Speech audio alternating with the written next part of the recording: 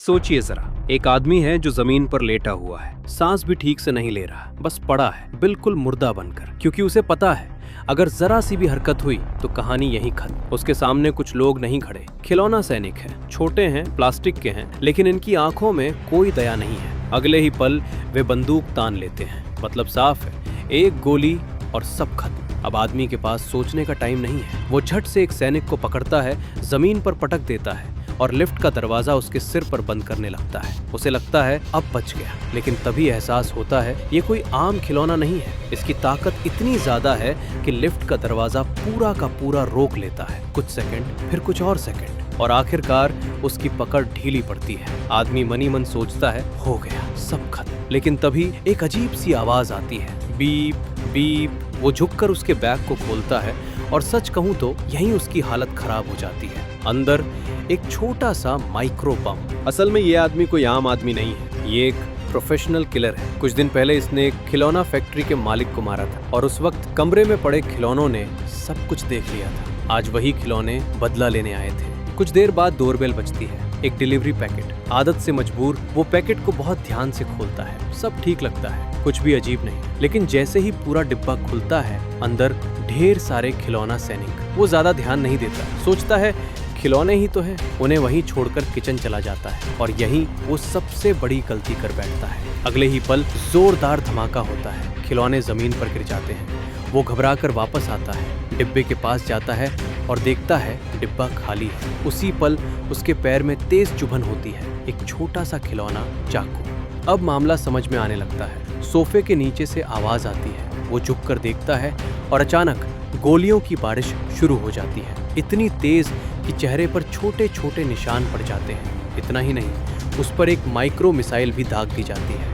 अब वो डरता नहीं, बस जान बचाने के लिए भागता है। सीधा बाथरूम में घुस जाता है, दरवाजा बंद कर शीशे से बाहर झांकता है। पूरा लिविंग रूम जंग का मैदान बन चुका है और तभी एक मिसाइल आकर शीशा तोड़ देती है। अब उसका सब्र टूट जाता है। वो पिस्टल उठाता है और बाहर निकलता है, लेकिन मौत फिर उसके बहुत पास से निकल जाती है। आखिरकार वो किचन से एक सब मशीन गन निकालता है और सोफे के नीचे अंधाधुंध गोलियां चलाता है। जब सोफा उठता है तो जो दिखता है वो किसी बुरे सपने से कम नहीं। नीचे पूरा एक छोटा सा आर्मी बेस, कोई घायल को उठा रहा है, कोई गाड़ी स्टार्ट कर रहा है। अब वो नहीं रुकता, एक एक करके सबको खत्म कर देता है। उसे लगता है अब सब खत्म हो गया, लेकिन तभी ऊपर से आवाज आती है। 3 हथियारों से लैस हेलीकॉप्टर, मिसाइलें, मशीन गन, हर तरफ तबाही। वो फिर से बाथरूम में छिप जाता है, लेकिन एक गोला दरवाजा तोड़ देता है। एक हेलीकॉप्टर अंदर तक घुस आता है। वो तौलिए से उसे पकड़ता है और जमीन पर दे मारता है। अब बचे हुए खिलौनों को टॉयलेट में डालकर फ्लश करता है, लेकिन आवाज बंद नहीं होती। तो वो हेयर ड्रायर डाल देता है, शॉर्ट सर्किट, आग, और सब खत्म। तभी दरवाजे के नीचे से एक पर्ची आती है, लिखा होता है सरेंडर कर दो वरना पूरा हमला होगा। वो हल्की सी हंसी हंसता है और खिड़की से बाहर निकल जाता है। ऊंचाई बहुत ज्यादा है, जरा सी गलती और सीधा नीचे।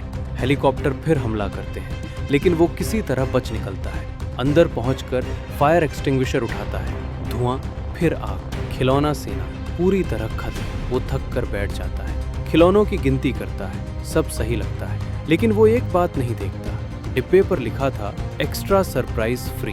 कुछ देर बाद पूल में आराम करते वक्त उसे अचानक चोट लगती है, फिर लिफ्ट, दरवाजा बंद, और तभी छत से एक स्पेशल फोर्स जैसा खिलौना सीधा कूद पड़ता है। लिफ्ट बीच में रुक जाती है। अब मौत बिल्कुल सामने है। आखिरी ताकत लगाकर वो दूसरी लिफ्ट में कूदता है। नीचे पहुंचते ही चालाकी से उस सैनिक को दरवाजे में फंसा देता है और उसे कुचल देता है। वो सोचता है अब सच में सब खत्म, लेकिन तभी उसके बैग से वही आवाज आती है, बीप बीप, और अंदर एक और बम।